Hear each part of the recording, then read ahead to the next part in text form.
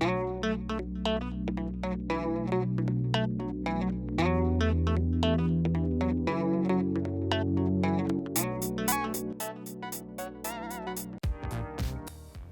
today we're going to be learning how to paint mountains.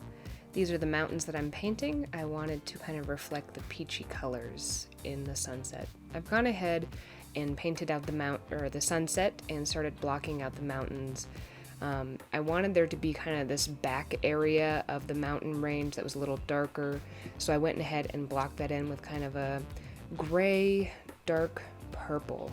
And now I'm going to go in and I'm going to add a few even darker areas to kind of suggest those crevices within the mountains. I also go in and I want these to be kind of snowy mountains. So I'm thinking about those ravines that mountains have, and I'm blocking in some of the white areas where snow might settle in.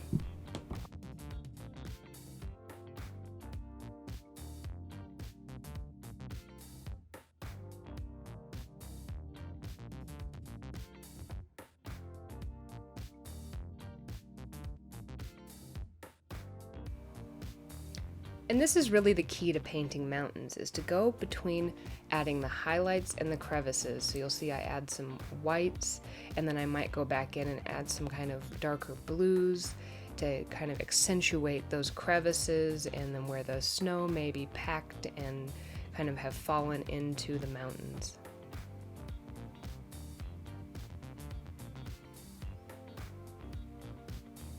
For this mountain range, I wanted the main part of the range to be this kind of peachy white color so that it looked like snowy mountains that were really reflecting the sunset behind them.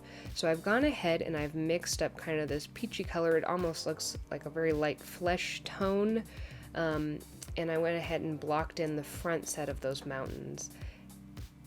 Next, I'm going to go in with a slightly darker, more peachy pigmented color and block in the areas to really kind of get some saturation, because right now I currently can see through the back, and you can't see through mountains, so you don't want that.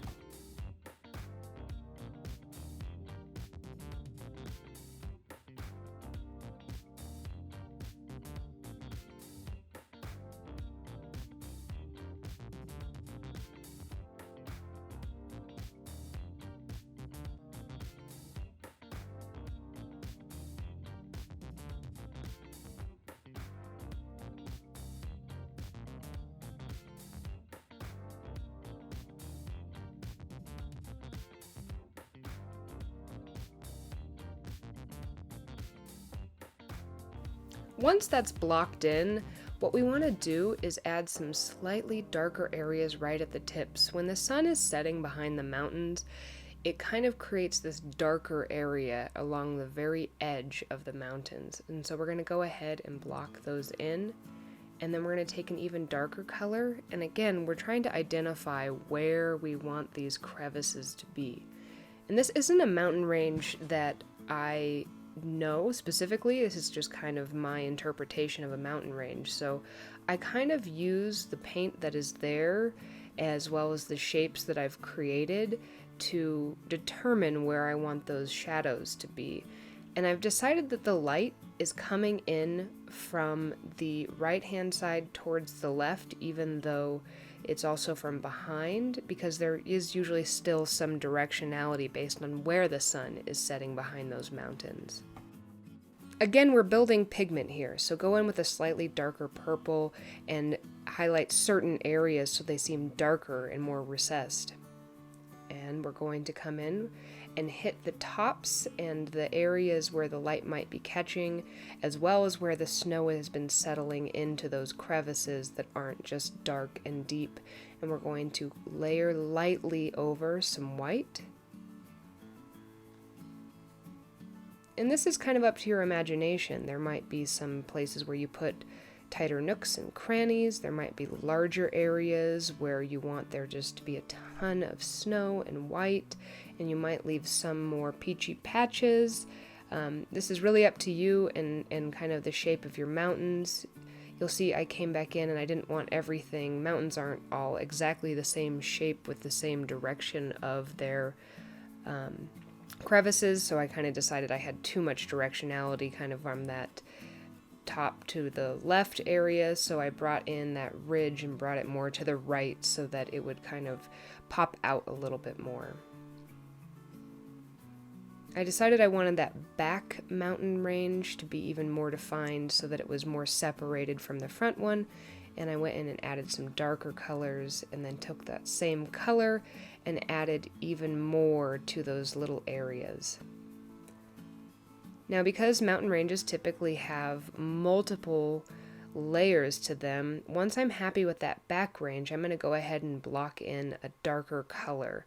Typically, mountain ranges are lighter in the back and darker in the front, as well as higher elevation ones would be more snow-packed. So we've gone ahead and blocked in a dark blue, and we're going to mix up an even darker, more black color to go ahead and again add in those recessed areas where we believe that the mountain kind of falls down or has kind of a cliff area. And this is a little harder to see because the paint is quite shiny and with my lighting setup. So we're kind of going with that back and forth. The real trick to painting mountains is going between highlights and lowlights.